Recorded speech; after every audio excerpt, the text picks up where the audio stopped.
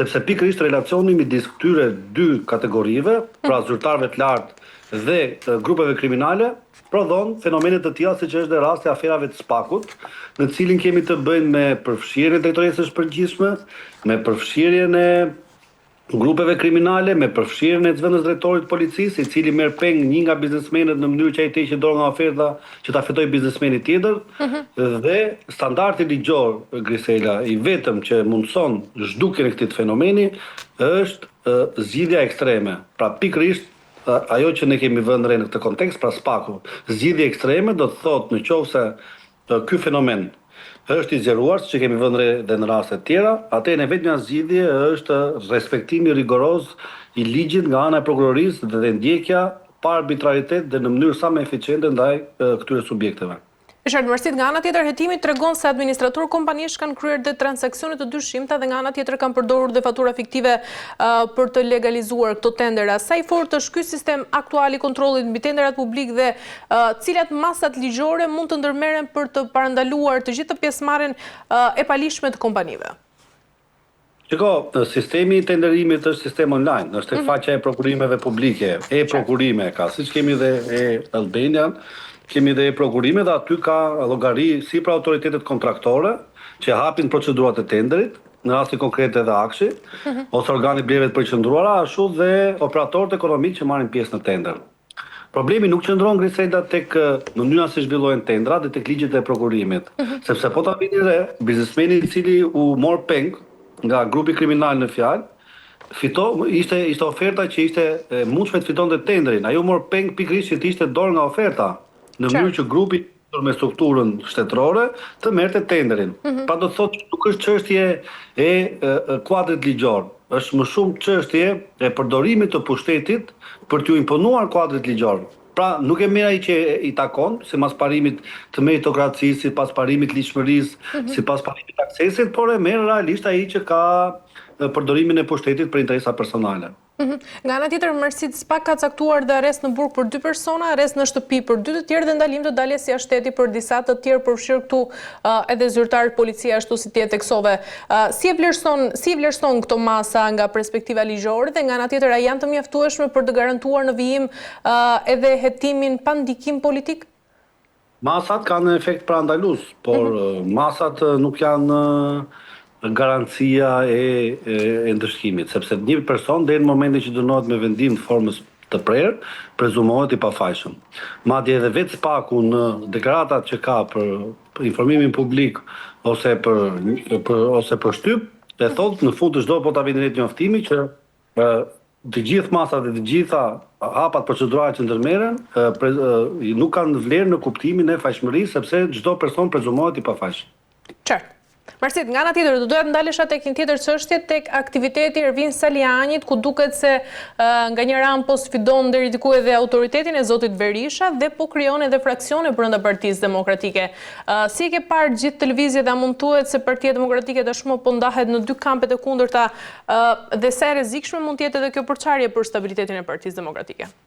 Lëvizja e Salianit është një lëvizje që duhej në këtë moment. Ama problemi qëndron që Saliani nuk e ka legitimitetin në kuptimin e para është i përjashtuar nga funksionet publike, për shkak të dënimit që ka. E dyta nuk gëzon mbështetjen e strukturave drejtuese. Konkretisht zotit Berisha. Sepse shiko, Saliani dhe çdo Saliani tjetër që mund dali ka një problem Grisela. Mund të ketë masën 2%, 3%. Atë masë 30%, 20%, 40% sa kanë ngelur e ka zoti Berisha, të ish elektoratit dikurshëm demokrat. Kështu që kushdo që do të dojë të bëhet drejtues asaj partie ose të fillojë lëvizje politike, nuk e bën dot pa negociuar me zotin Berisha.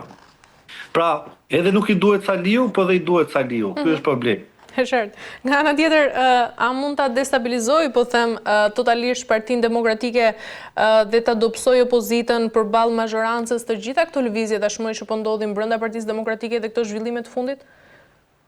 Mendoj që çdo diskutim dhe çdo debat është i shëndetshëm.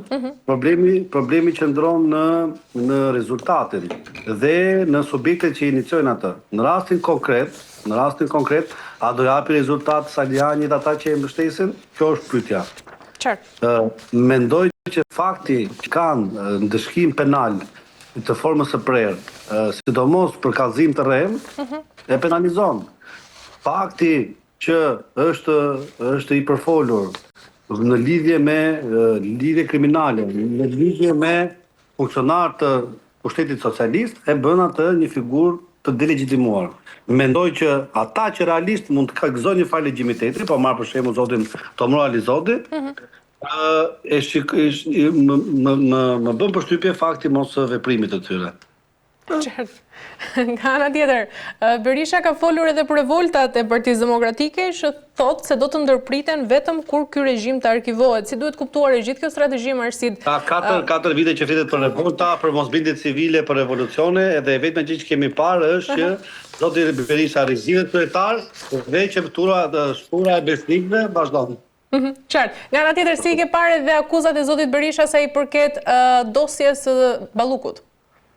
Akuza politike. Mundohet të përfitojë. Akuza politike në kuptimin që nuk kanë lidhje me hetimin, edhe me kuadrin ligjor. Mirë, Marsit, për ta mbyllur nga ana tjetër, a mund të jenë gjitha këto deklarata për të ushtruar presionet ndaj kryeministrit Rama, dhe nëse këto akuza janë të vërteta, a kemi vërtet një krizë të brendshme serioze në qeveri, sepse Berisha ka theksuar se pas komunikimit të aktë akuzës, Balluku shkoi direkt në kryeministri dhe sipas kreut të Partisë Demokratike ka kërcënuar qartë kryeministrin e Shqipërisë Edi Ramën.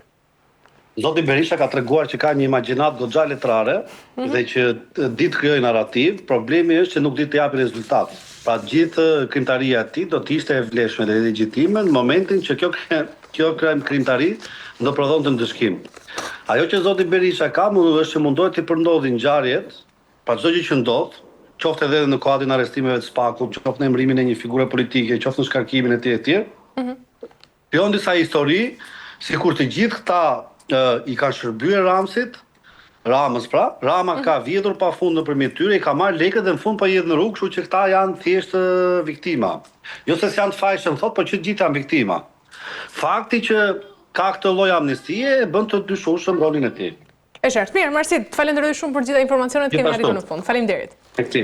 Mirë të nderuar teleshikues, kemi arritur tashmë në fund, do të bëjmë një përmbledhje se çfarë diskutuan ditën e sotme, pam një panoramë të tensionuar dhe komplekse pra nga seanca plenare e Kuvendit të Shqipërisë, ku përplasjet mes mazhorancës dhe opozitës shpërthyen për çështje si arrestimi Belinda Balluku dhe dosja e Akshit tek deklarata e zotit Berisha që flasin për revoltat e Partisë Demokratike dhe vjen e kuqe kundër bashkëpunimit me krimin. Në qendër të vëmendjes qëndrojnë dhe institucionet e drejtësisë dhe roli i tyre në garantimin e llogaridhënies, ku SPAK pojton raste më të ndjeshme të abuzimit me fonde publike, ndërsa Kuvendi dhe Këshilli i Mandateve përballen me sfidën e mbajtjes së rendit institucional në mes të krizave politike dhe protestave opozitare. Dhe nga ana ndërkombëtare, tensionet mes NATO-s dhe Rusisë tregojnë se siguria globale kërkon vigjilencë dhe diplomaci, ndërsa zhvillimet ekonomike në Shtetet e Bashkuara të Amerikës dhe politikat e presidentit të SBA-s Donald Trump tregojnë se edhe brenda vendeve të mëdha sfidat politike dhe ekonomike ndikojnë drejt për drejt tek qytetarët.